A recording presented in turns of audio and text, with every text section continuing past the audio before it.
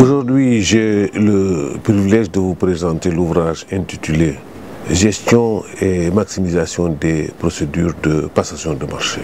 Mon nom est Malik Gibril Ndiaye. Je suis économiste planificateur et j'ai débuté ma carrière administrative au niveau de la direction du financement, précisément au niveau de la division de la planification au général. À la faveur d'une nomination comme chef de division du financement du plan chargé de la coopération avec les pays européens, j'ai été désigné membre de la commission des marchés au niveau de la CNCA, Commission nationale des contrats de l'administration. Et en tant que membre au niveau de cette commission, qui était rattaché à la présidence, au secrétaire général de la présidence de la République, on était chargé de vérifier les processus de passation des marchés. Cette position de vérificateur des procédures de passation des marchés m'a permis de me familiariser avec les procédures de la commande publique. J'ai adoré ce cadre de travail et cela m'a motivé à aller chercher une spécialisation dans ce domaine. C'est ainsi que j'ai obtenu mon premier diplôme en passation de marché au niveau de l'ITLI, qui est actuellement IDLO, Institut international ou Organisation internationale du droit du développement en Italie. Ce certificat a été validé au bout de 6 mois de travail ardu sur les procédures des bailleurs, sur la passation des marchés et la conclusion de contrats internationaux avec application des règles de la Fédération internationale des ingénieurs conseillers, les règles de la FIDIC. D'autres formations poussées sur les marchés publics m'ont permis d'engranger de solides connaissances dans cette discipline. C'est ainsi que je suis accrédité finalement manager spécialiste en passation de marché par CETIM International. En tant que spécialiste en passation de marché, j'ai participé à la mise en œuvre de plusieurs projets de développement, dont le projet d'appui au groupement féminin, le programme national d'infrastructure rurale, le GIRMAC, ou gestion intégrée des ressources marines et côtières, le programme national de développement local qui est une fusion du PNIR et de l'agence du Fonds de développement social. J'ai aussi participé à la mise en œuvre du PIC 2, du programme de la coopération Luxembourg-Sénégal, où j'ai acquis une riche expérience et qui m'a apporté des outils ô combien utiles en passation de marché. À cela s'ajoutent 5 années que j'ai passées au niveau du programme régional des pêches en Afrique de l'Ouest, PRAO Sénégal. C'était un projet qui regroupait 5 pays de la sous-région et qui s'occupait des problèmes de pêche. Il faut aussi dire que dans ma carrière de spécialiste en passation, j'ai participé depuis près de 20 ans à la formation de plusieurs cohortes d'étudiants, notamment au niveau de l'Institut supérieur de management. Donc c'est ainsi que de l'année académique 2003 à 2004, 2003-2004 à nos jours, j'ai enseigné les procédures des bailleurs pour la Banque mondiale, la Banque africaine de développement, le Fonds européen de développement et la Banque islamique de développement, la passation des marchés de travaux et de fournitures et de services physiques.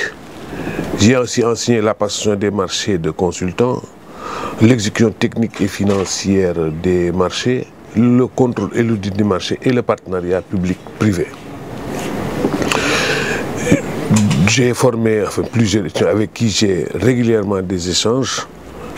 Et ces auditeurs sont devenus des spécialistes en passation de marché confirmés au niveau de la Cour des comptes, au niveau de plusieurs agences comme l'APX, sur la Géroute, dans des projets de développement, mais aussi dans les administrations, que ce soit au Sénégal, en Guinée ou d'autres pays de la sous-région.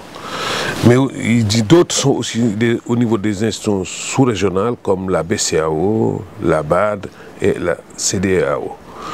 J'ai eu aussi le privilège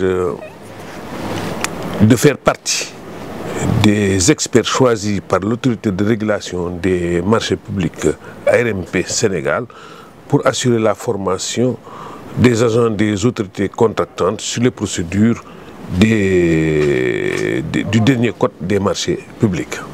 Donc cette expérience ainsi que le tour au niveau des différentes fonctions de formation ont été capitalisées et ce que j'ai mis à profit une période forcée de repos pour écrire cet ouvrage. Cet ouvrage est présenté en 8 tomes. Le premier tome parle des prérequis pour la passation des marchés. Le deuxième tome parle du processus de passation des marchés de travaux, fournitures et de services physiques. Le troisième tome parle des prestations intégrées. Ce sont ces 3 tomes qui ont été déjà édités. Il reste 5 tomes sur l'exécution technique des marchés, l'exécution financière des marchés, l'archivage des marchés, le contrôle des marchés et la passation des marchés par les collectivités territoriales. Le premier tome de cet ouvrage, comme je l'ai dit, présente l'approche générale et la réglementation des marchés. La deuxième partie du tome premier présente les contours d'une bonne détermination des besoins de l'autorité contractante et les techniques pour asseoir une bonne planification de la passation des marchés. La troisième partie du premier tome est consacrée aux procédures prévues au niveau du code. Et on y déroule toutes les procédures en y donnant les avantages et les inconvénients. Donc ce sont les procédures simplifiées, les procédures d'appel d'offres et les autres procédures dérivées et les procédures spécifiques. Le tome 2 est consacré à l'élaboration du dossier d'appel d'offres ou du dossier de la mise en concurrence. Et un focus est mis sur le partage des risques, sur l'élaboration du DAO et les autres facteurs, la prise en compte d'autres facteurs dans la détermination du prix, sur l'élaboration et les aspects liés à la performance. On y aussi traite les aspects environnementaux et de gestion des déchets, notamment pour les marchés de travaux. On traite aussi la sécurité, l'hygiène et la santé dans les appels d'offres. Donc on y met aussi un terrain particulier, lien client entre le DAO et les assurances, mais aussi on y a traité les DAO et la prise en compte des offres de prix aberrants ou les offres anormalement basses. On y a enfin ajouté un document qui occupe une importance particulière dans l'élaboration du dossier d'attente, notamment pour l'information de la personne responsable du marché tout au cours du processus que l'on appelle le dossier d'approbation de la procédure, qui comprend un mémo, une fiche de procédure, une fiche de projet et les spécifications techniques qui est une fiche sur l'accord de la procédure. Le tome 3 est consacré aux prestations intégrant 2 parties. Une première partie qui présente les méthodes de passation des marchés de prestations intellectuelles. La deuxième partie du tome 3 s'intéresse au lancement de la procédure. Il déroule l'ouverture des plis et l'évaluation des propositions et expose le processus d'attribution des marchés de prestations actuelles. On y aussi déroule l'importance des négociations techniques et financières et comment les conduire pour les intégrer de manière efficace dans les conclusions du contrat de marché.